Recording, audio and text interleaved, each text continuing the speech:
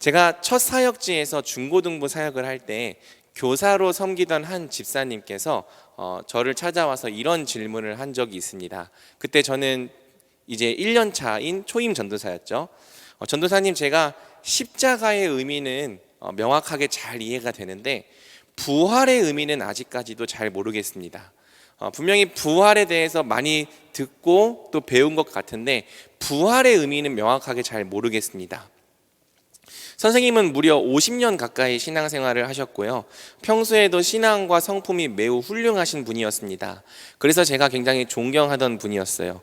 부부싸움을 거의 한 번도 한 적이 없다고 그 집사님이 얘기하신 것이 아니라 그 집사님의 사모님이 그렇게 얘기를 하셨었거든요. 굉장히 존경하던 분이었는데 선생님은 제가 선생님보다 무려 17살이나 어렸음에도 불구하고 제게 겸손하게 부활의 의미를 물어봐 주셨죠.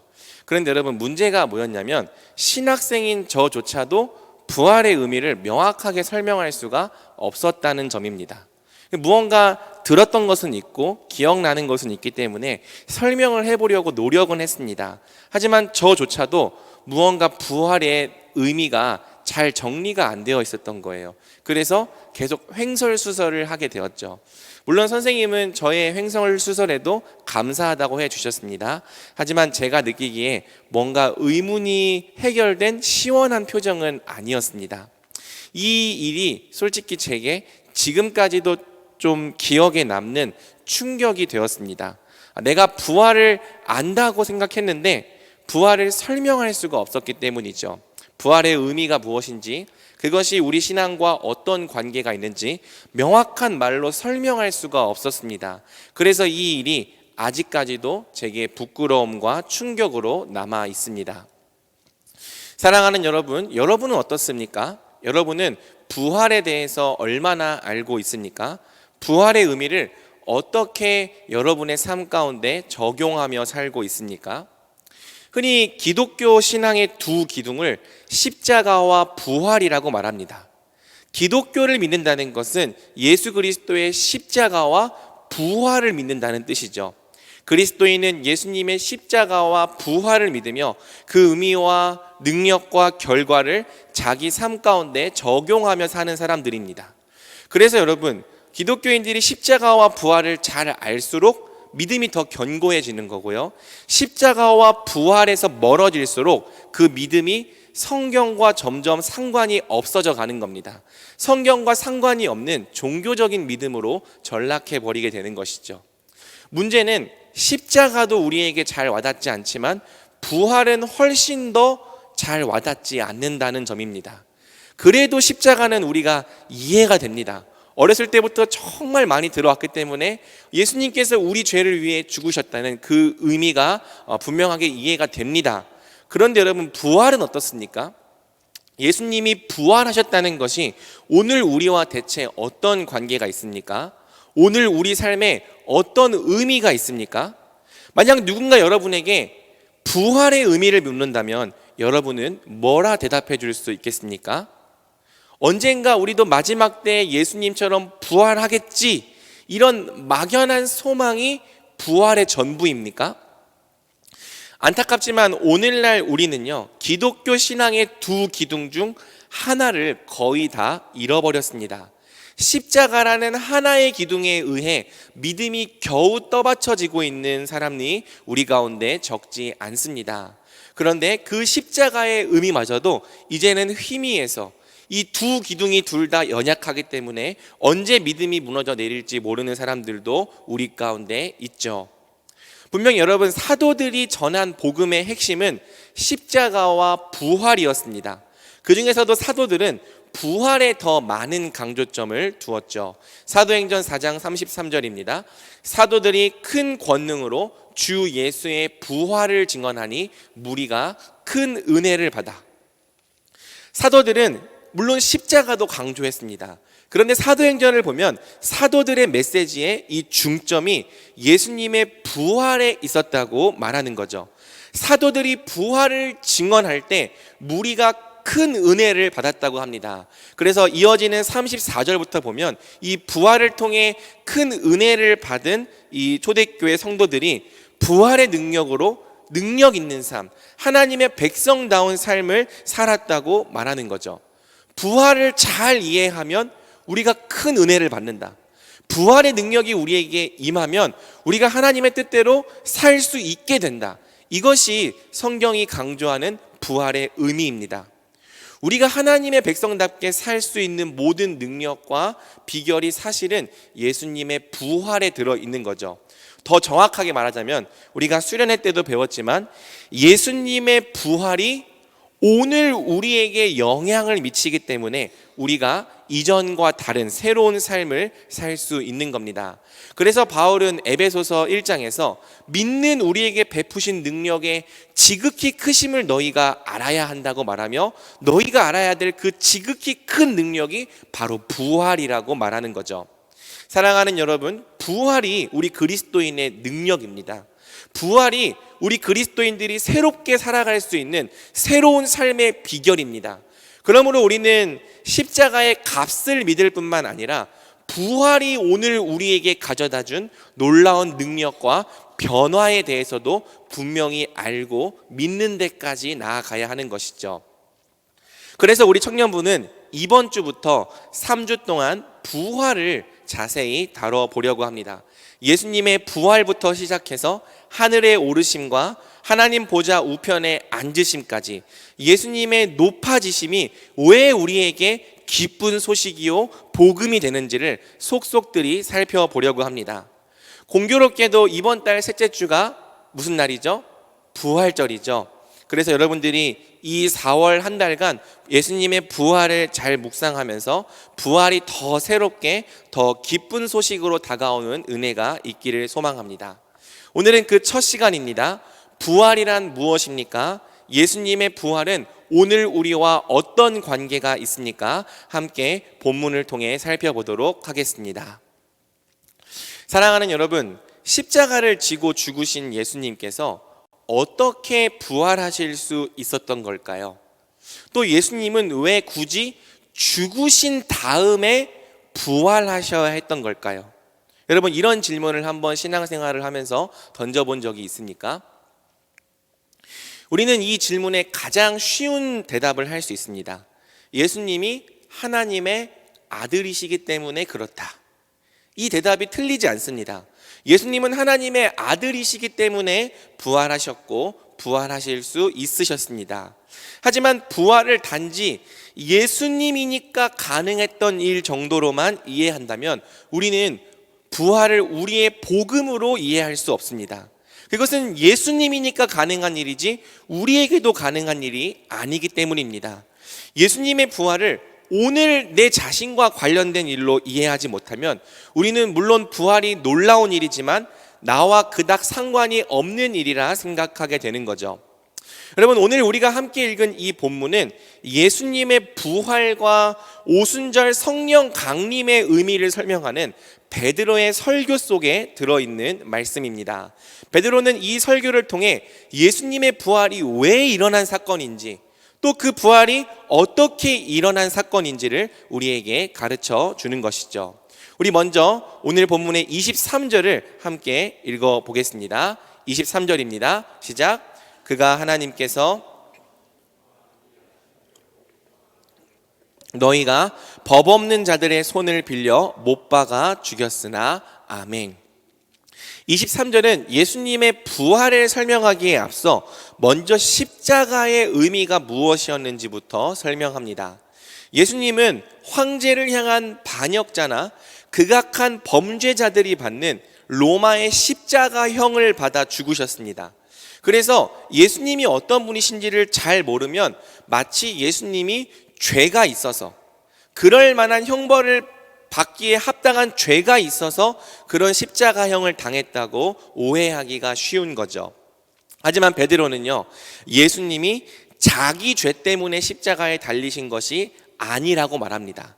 예수님은 법 없는 자들, 곧 이방인들에 의해 십자가에 못 박히셨습니다. 그래서 우리가 사도신경에서 어떻게 고백합니까? 본디오 빌라도에게 고난을 받으사 십자가에 못 박혀 죽으시고 이렇게 고백하죠. 이때 여러분 중요한 것은요, 베드로가 예수님을 죽인 책임이 사실은 법 없는 자들에게 있는 것이 아니라 그들의 손을 빌려 예수님을 죽인 너희들에게 있다고 지적한다는 점이에요. 예수님은 그분 자신의 죄 때문에 죽으신 것이 아니라 하나님을 대적하고 또한 그분의 아들도 대적하는 죄인들의 손에 의하여 죽으셨습니다. 그리고 동시에 더 나아가서 예수님은 자기를 대적했던 그 죄인들을 위하여 죽으셨습니다. 그래서 우리가 이번 고난주간에 가상칠언에 대해 살펴볼 것이지만 자기를 죽이는 그 죄인들을 향해서도 아버지여 이 저들의 죄를 사하여 주시옵소서, 그들의 죄를 위하여 죽으셨던 거예요. 예수님은 그들의 죄값이 되기 위해서 십자가에 못 박히신 거죠. 이때 23절 상반절은 예수님이 하나님께서 정하신 뜻과 미리 아신 대로 내준 바 되셨다고 말합니다. 예수님은 죄인들에 의해서 어쩔 수 없이 죽으신 것이 아닙니다. 도리어 예수님은 아버지의 뜻에 순종하기 위하여 자발적으로 죽으셨습니다. 그래서 요한복음 10장 18절에서 예수님은 이렇게 말씀하시죠. 이를 내게서 빼앗는 자가 있는 것이 아니라 내가 스스로 버리노라. 나는 버릴 권세도 있고 다시 얻을 권세도 있으니 이 계명은 내 아버지에게서 받았노라 하시니라. 아멘. 본문이 말하는 것처럼 예수님은 사람들에 의해 어쩔 수 없이 죽으신 것이 아닙니다. 예수님은 아버지의 뜻을 따라 스스로 자기 목숨을 버리셨습니다. 순종함으로 자기 목숨을 버리셨습니다. 그래서 십자가는 우리가 배웠던 것처럼 우리 죄를 위한 죄값이요, 또한 아버지의 뜻을 만족시킨 의의 값이 되는 것이죠. 예수님은 아버지의 뜻에 죽기까지 순종한 의인으로서 우리 죄를 위해 십자가에서 죽으셨습니다. 이것이 23절이 설명하는 십자가의 의미입니다. 그래서 여러분, 이제 24절은 이 십자가의 결과 어떤 일이 일어났는지를 우리에게 설명해 주는 거예요. 우리 24절 말씀을 함께 읽어보겠습니다. 시작. 하나님께서 이는 그가 사망에 매여 있을 수 없었음이라. 아멘. 24절은 하나님께서 그를 사망의 고통에서 풀어 살리셨다고 말합니다. 누가 예수님을 살렸다고요? 하나님, 다름 아닌 성부께서 성자를 살리셨다고 말하는 거예요. 32절도 동일한 말씀을 전합니다. 이 예수를 하나님이 살리신지라 우리가 다 이 일의 증인이로다. 우리는 예수님이 하나님의 아들이시기 때문에 마치 슈퍼 히어로처럼 스스로 뿅 하고 되살아나셨다고 생각합니다. 그게 부활이라고 생각합니다. 물론 그것도 아주 틀린 말은 아닙니다. 예수님은 하나님의 아들로서 신적인 권능으로 죽음을 패하시고 스스로 일어나셨습니다. 하지만 오늘 본문이 강조하는 바, 오늘 본문은 특별히 하나님께서 예수님을 살리셨다고 말하는 것이죠. 바로 하나님께서 예수님을 살리셨다는 이 부분에 우리가 주목해야 할 부활의 의미가 있는 겁니다. 그렇다면 성부께서 성자를 왜 살리셨습니까? 24절 하반절, 이는 그가 사망에 매여 있을 수 없었음이라. 예수님께서 죄가 없는 의인이셨기 때문에, 그래서 사망에 매여 있을 수 없었다고 말하는 거죠. 여러분, 예수님은 비록 우리 죄를 위해 죽으셨지만 아버지의 뜻을 만족시킨 의의 공로가 있었습니다. 죄의 싹이 사망으로 정해진 것처럼 의를 행한 공로에는 영생이라는 상급이 처음부터, 태초부터, 아담 때부터 정해져 있었던 거죠. 그래서 여러분, 하나님은 처음 주셨던 약속대로 의를 행하신 예수님께 영생을 주신 거예요. 본래 의를 행한 자에게 주시겠다고 약속하신 영원한 생명을 주신 겁니다. 이 생명을 받으신 결과 예수님께서 죽음을 뚫고 부활하신 거죠. 하나님께서 주신 영생이라고 하는 이 상급이 예수님을 죽음에서 되살아나게 한 것입니다. 그래서 부활이 무엇입니까? 부활은 예수님이 의인으로서 의의 상급인 영생을 받은 사건입니다. 다시 부활이 뭐라고요? 예수님이 의인으로서 의의 상급인 영생을 받은 사건입니다.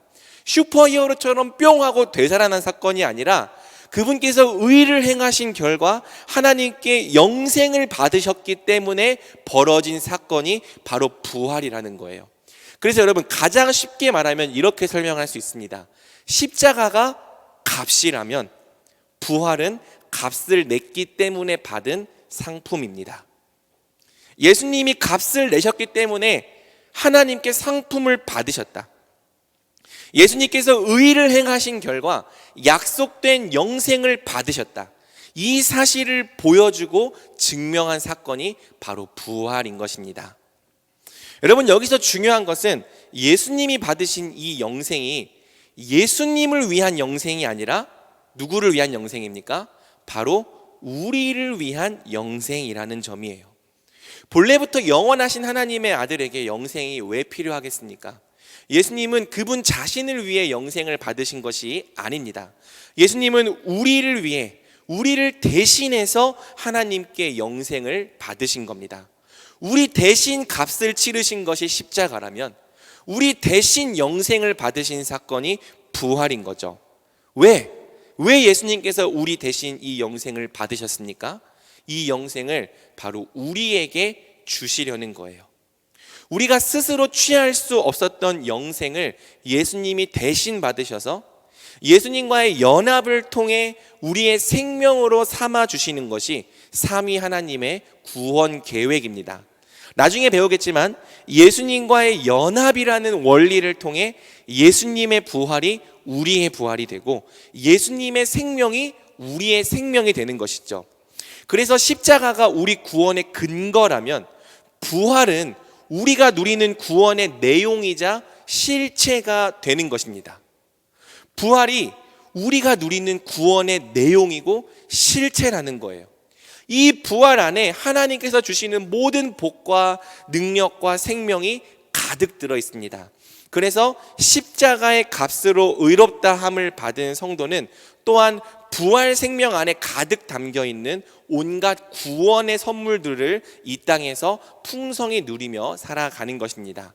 이것이 바로 성도가 부활 생명으로 이 땅을 살아간다는 의미죠.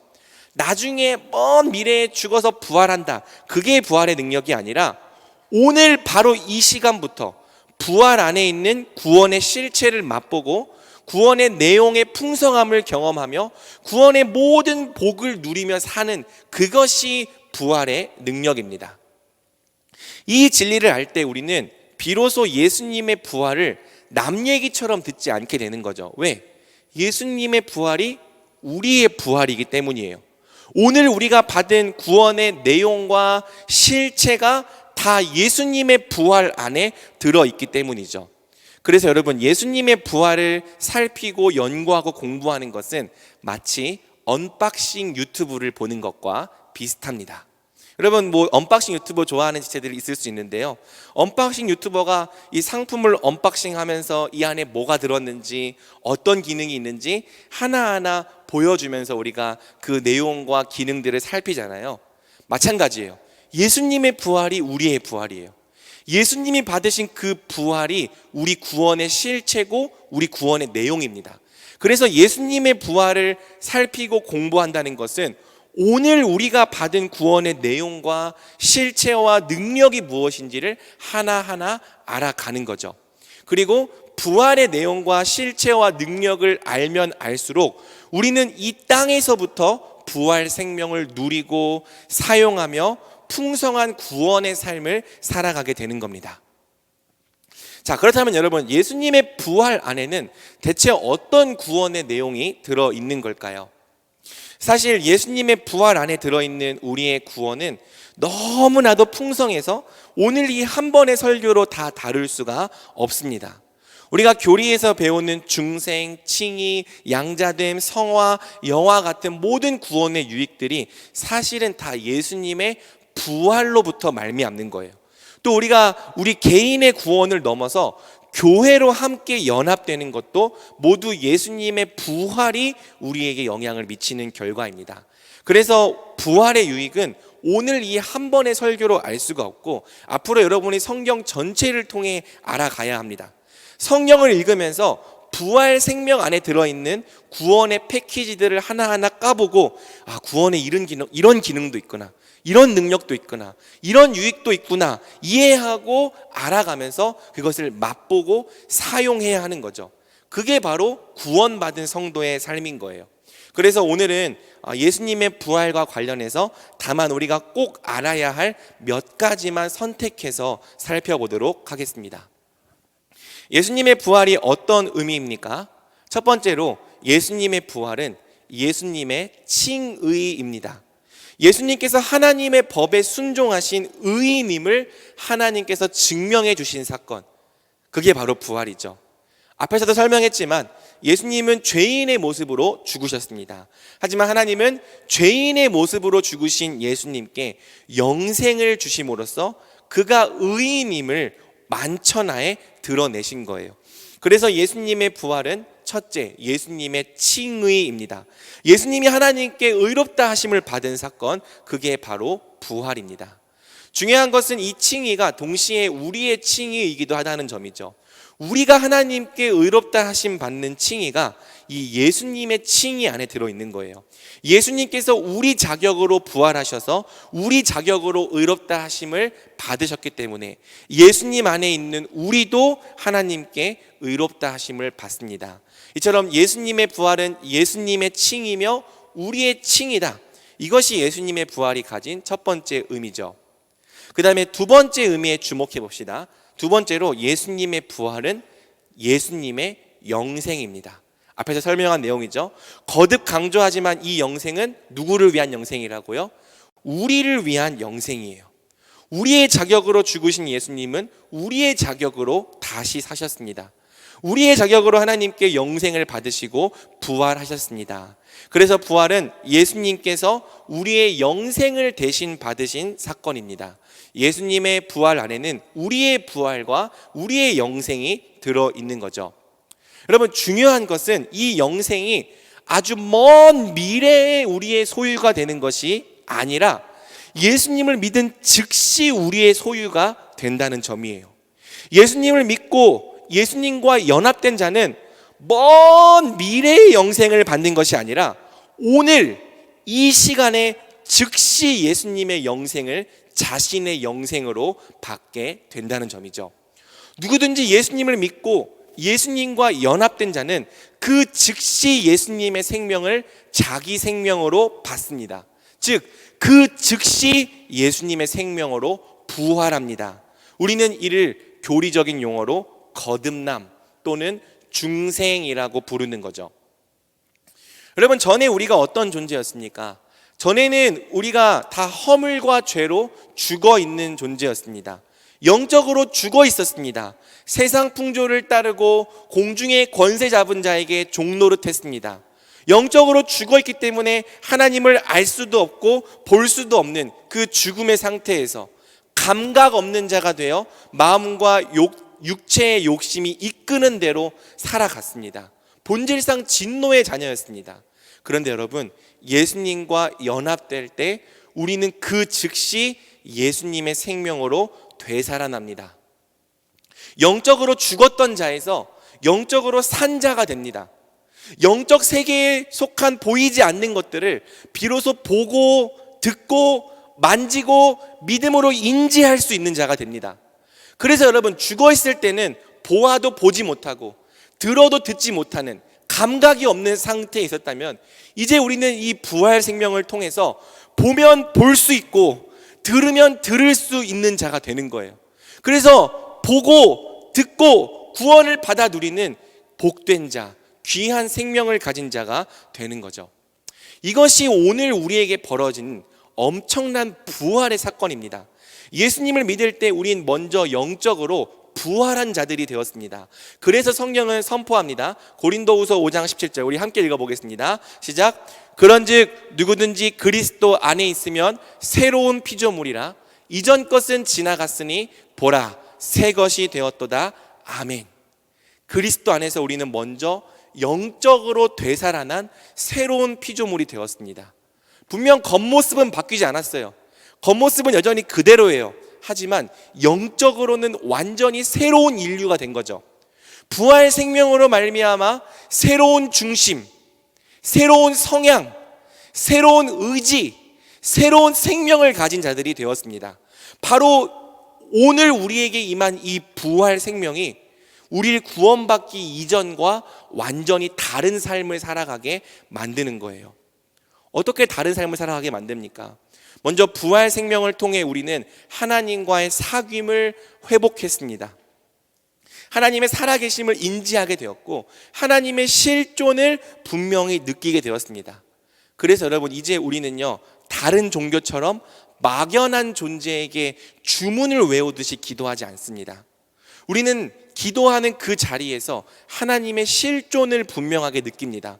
그리고 때로는 육신의 부모님보다도 훨씬 더 친밀하게 하나님과 사랑의 교제를 나눕니다. 생명을 가졌기 때문에 생명이신 하나님과 생명의 교제를 나누게 되는 거죠. 예배도 마찬가지예요. 이제 우린 막연한 존재 앞에서 종교적인 의식을 치르듯이 그렇게 예배를 드리지 않습니다. 도리어 이제 우리는 예배 가운데 임재하신 하나님의 실존을 느끼고 하나님의 하나님 되심 앞에 기쁨으로 반응하게 되는 거죠. 하나님의 사랑과 선하심 앞에 감사로 영광을 돌리게 됩니다. 그리고 때로는 우리의 예배 가운데 임재하시는 그 하나님의 지극히 거룩하심과 위대하심 앞에 우리는 꿇어 엎드려 경배하기도 하는 거죠. 여러분, 하나님의 실존이 느껴지지 않는다면 이 모든 것을 다 불가능한 일입니다. 하나님의 실존이 느껴지지 않는 자들에게 예배는 그저 종교적인 의식일 뿐인 거예요. 그냥 어쩔 수 없이 해야 되는 의무일 뻔인 거죠. 하지만 여러분, 부활 생명을 가진 우리에게 예배는 하나님을 말 그대로 만나는 자리가 됩니다. 부활 생명을 가진 우리에게는 그곳에서 하나님의 선하심을 보고 하나님의 사랑을 보고 하나님의 위대하심을 보고 하나님의 거룩하심을 느끼게 되고 경험하게 됩니다. 그래서 그 하나님 앞에 반응을 하게 되는 거죠. 기뻐 뛰기도 하고 찬양하기도 하며 그 거룩하심 앞에 자기 죄를 회개하기도 하고 또 그 지극히 높으심 앞에 경배하기도 하는 거예요. 왜? 우리 안에 부활 생명이 심겨서 이제 이 일이 가능해진 겁니다. 부활 생명이 없으면 이것이 우리에게 불가능한 일이라는 거죠. 또 여러분, 부활 생명이 가져다준 중요한 변화가 있습니다. 바로 우리로 하여금 신령하고 영적인 젖을 사모하게 했다는 점입니다. 생명이 없을 때는 말씀에 갈급함이 없었습니다. 은혜가 있든 없든 사는데 별 지장이 없었습니다. 그런데 우리 안에 부활 생명의 심김으로 어떤 변화가 일어납니까? 이제 말씀에 배고파요. 그리고 하나님의 은혜가 없이는 단 하루도 살 수 없는 자가 되는 거죠. 우리가 밥을 먹지 않고 물을 마시지 않으면 생존할 수 없는 것처럼 이제 우리의 영적인 이 생명으로 말미암아 하나님의 말씀을 먹어야 되고 하나님의 은혜로 사는 자들이 된 것입니다. 베드로전서 2장 2절, 갓난아기들 같이 순전하고 신령한 젖을 사모하라. 이는 그로 말미암아 너희로 구원에 이르도록 자라게 하려 함이라. 그래서 여러분, 부활 생명이 심기기 전에, 그 전에는요, 영적 양식에 아무런 관심이 없었을지라도요, 이제 부활 생명을 가진 후로부터 우리는 영적 양식에 배고파하는 거예요. 은혜를 사모하는 거예요. 왜? 우리 안에 부활 생명이 심겼기 때문입니다. 그래서 젖을 사모하는 갓난아이가 젖을 잘 먹고 잘 크는 것처럼 부활 생명을 가지게 되면 우리도 그때부터 말씀을 사모하며 말씀을 잘 먹고 잘 크게 되는 거죠. 지금 제가 이제 생후 80일 된 이 갓난아기를 키우고 있는데 3시간에 한 번씩 웁니다. 가만히 잘 울고 있다가 으예 하고 울면은 가서 젖 먹이고, 또 3시간 지나서 응예 하고 울고 그럼 가서 젖 먹이고. 근데 이것을 잘 먹으니까 어느새 처음 태어났을 때 2.9kg 태어났는데 이제 한 5, 6kg까지 큰 거예요. 80일 동안에. 마찬가지예요. 영적 생명을 가졌기 때문에 은혜를 사모하는 겁니다. 말씀을 사모하는 거고요. 말씀을 먹을 때 그것을 통해 영적인 만족과 배부름을 느끼는 거고요. 그 시간이 반복되고 또 반복될수록 우리의 영혼이 자라나는 거예요. 이것이 영적 생명을 가진, 부활 생명을 가진 자들에게 일어난 놀라운 변화죠. 또 여러분, 우리 안에 있는 부활 생명은 우리에게 어떤 변화를 가져다 줍니까? 우리로 하여금 선을 사랑하고 의를 갈망하게 합니다. 전에는 우리가 다 죄를 사랑하고 선을 향한 갈망이 없었어요. 허물과 죄로 죽었을 때 우리는 의를 향한 갈급함이 없었습니다. 오로지 우리의 죄가 이끄는 욕망과 쾌락대로 살았고, 그렇게 살면서도 아무런 거리낌이 없었죠. 그런데 여러분, 이제 우리 안에 심긴 부활 생명이 우리에게 어떤 변화를 가져다 줍니까? 선을 갈망하게 해요. 의를 갈급해하게 합니다. 그리고 죄를 아파하게 하는 거죠. 그래서 여러분, 이 부활 생명이 우리를 거룩하게 하는 데까지 끌고 가는 거예요. 우리 안에 임한 이 부활 생명이 하나님의 말씀을 따라 의를 행하는 장성한 자까지 계속해서 끌고 나가는 거죠. 그래서 오늘 우리가 예수님을 닮아 거룩하게 변해가는 것까지도 결국에는 예수님의 부활 생명이 우리 안에 임한 결과라는 겁니다. 사랑하는 여러분, 그렇습니다. 구원이란 무엇입니까? 여러분, 구원이 뭐라고 생각합니까? 저는 구원을 이렇게 정의하고 싶습니다. 2000년 전에 일어난 예수님의 부활이 오늘 우리의 부활이 된 사건, 그게 저는 구원이라고 믿습니다. 죽어서 천국 가는 그게 구원이 아니라, 그것만 구원인 것이 아니라 예수님의 부활이 오늘 나의 부활로 임한 사건, 그게 구원의 본질이라는 거죠. 예수님의 부활이 오늘 우리에게 임했기 때문에 우리가 새로운 피조물이 되고 새 사람을 입은 것입니다. 이제 우리 안에 새 생명이 임했기 때문에 우리가 하나님을 느끼고 보고 사귐을 다시 회복하게 되는 거죠. 우리가 기도하게 된 것, 부활 생명의 결과입니다. 예배하게 된 것, 부활 생명의 결과입니다. 선을 행할 수 없었던 우리가, 선을 바라지도 않았던 우리가 이제는 선을 갈망하게 된 것도 부활 생명의 결과입니다. 오늘 우리 안에 임한 예수님의 부활 생명이 우리의 평생에 걸쳐 우리를 바꾸고 변화시키며 예수님의 온전한 형상으로 우리를 회복시켜 나가는 거예요. 그리고 여러분, 더 놀라운 복음이 무엇입니까? 우리 안에 심긴 부활 생명은 마지막 때에 육신의 부활까지도 끌고 온다는 거죠.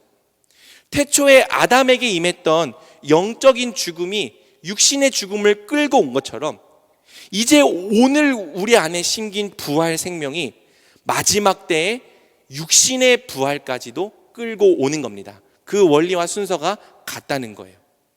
예수님에게 임한 영생이 사망을 뚫고 예수님을 부활하게 하셨던 것처럼, 오늘 우리에게 임한 영생도 장차 우리로 하여금 사망을 뚫고 부활하게 하는 거죠.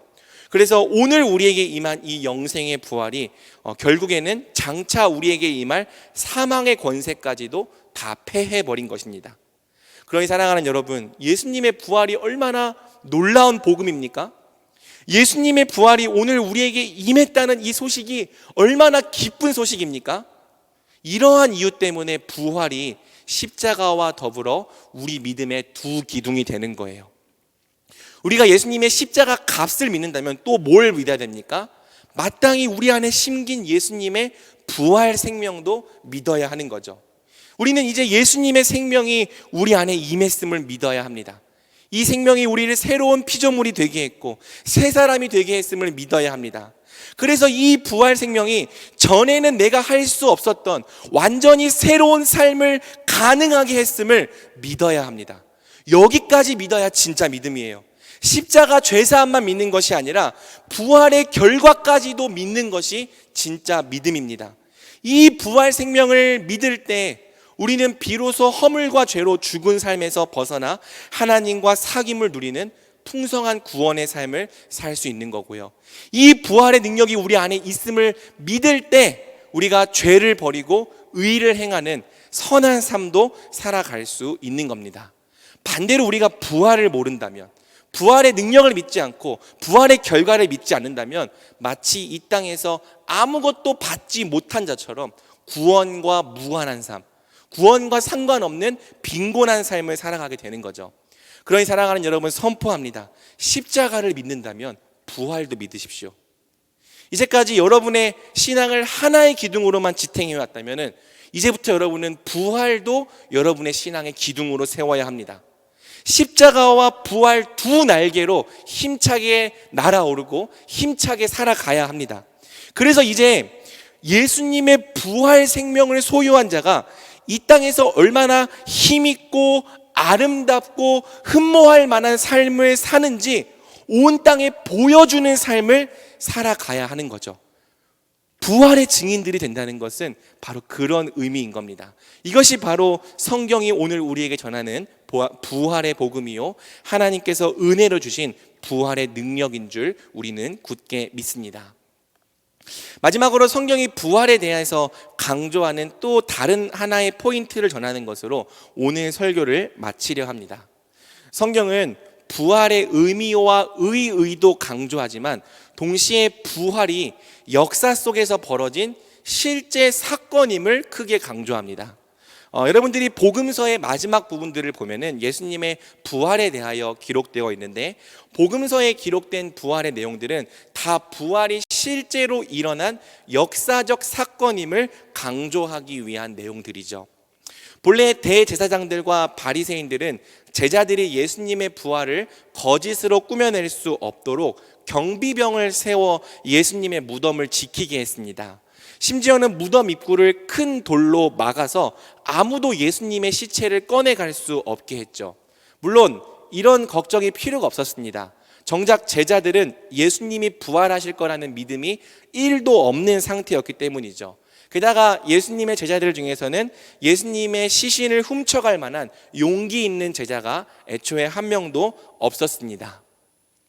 죽으신 지 3일이 흘렀을 때 예수님의 무덤을 찾아간 자들도요, 제자들이 아니라 누구였습니까? 예수님을 따르던 여인들이었습니다. 이 여인들도 예수님의 부활을 믿어서 간 게 아니라 왜 갔습니까? 예수님의 시신에 향품을 바르러 찾아갔던 것입니다. 하지만 여인들이 예수님의 무덤을 찾아갔을 때 무덤의 문은 열려 있었고 경비병들은 두려움에 빠져 있었습니다. 그리고 무덤 안쪽을 보니 예수님의 무덤은 비어 있었고 그분이 입으셨던 수의만이 남아 있었죠. 그리고 예수님은 부활하셔서 그 부활하신 몸으로 무려 40일 동안이나 제자들과 또 수많은 사람들 앞에 나타나셨습니다. 사도행전 1장 3절, 그가 고난 받으신 후에 또한 그들에게 확실한 많은 증거로 친히 살아계심을 나타내사 40일 동안 그들에게 보이시며 하나님 나라의 일을 말씀하시니라. 이때 바울은 예수님의 부활을 본 자들이 단지 한두 명이 아니라 겨우 12명이 아니라 수백 명이었다고 증언합니다. 고린도전서 15장 3절에서 8절, 내가 받은 것을 먼저 너희에게 전하였노니 이는 성경대로 그리스도께서 우리 죄를 위하여 죽으시고 장사 지낸 바 되셨다가 성경대로 사흘 만에 다시 살아나사 게바에게 보이시고 후에 12 제자에게와 그 후에 500여 형제에게 일시에 보이셨나니 그 중에 지금까지 대다수는 살아있고 어떤 사람은 잠들었으며 그 후에 야고보에게 보이셨으며 그 후에 모든 사도에게와 맨 나중에 만삭되지 못하여 난 자 같은 내게도 보이셨느니라. 부활은 예수님의 제자들이 꾸며낸 일이 아니에요. 어떤 신화 속에서 일어난 일도 아니고 누군가의 마음속에서 영적인 영향력이 되살아난 사건도 아닙니다. 여러분, 예수님은 역사 속에서 실제로 부활하셨습니다. 부활하셔서 확실한 많은 증거들로 친히 살아계심을 나타내셨습니다.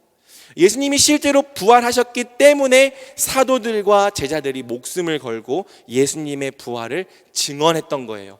그리고 그 기록들이 오늘까지도 남아 우리에게 성경으로 전해진 것이죠. 사랑하는 여러분, 부활은 역사적인 사건입니다. 우리가 믿고 고백하는 모든 믿음의 내용들이 정말 사실이고 하나님의 말씀이 진리임을 드러낸 사건입니다. 역사 속에서 창조를 부정한 사람은 많았습니다. 하나님의 존재 자체를 부정한 사람도 많았죠. 왜냐하면 이러한 부분들은 눈에 보이는 명백한 증거를 제시하기가 어려운 일들이기 때문이에요. 하지만 부활은 다릅니다. 아무도 예수님의 부활을 부정할 수는 없었습니다. 혹 예수님의 부활은 부정할지라도 자기 목숨을 걸고 부활을 증언했던 초대교회 성도들의 삶은 부정할 수가 없었습니다. 왜? 초대교회 성도들이 자신의 목숨을 걸고 예수님의 부활이 정말 사실임을 끝까지 증언했기 때문이죠.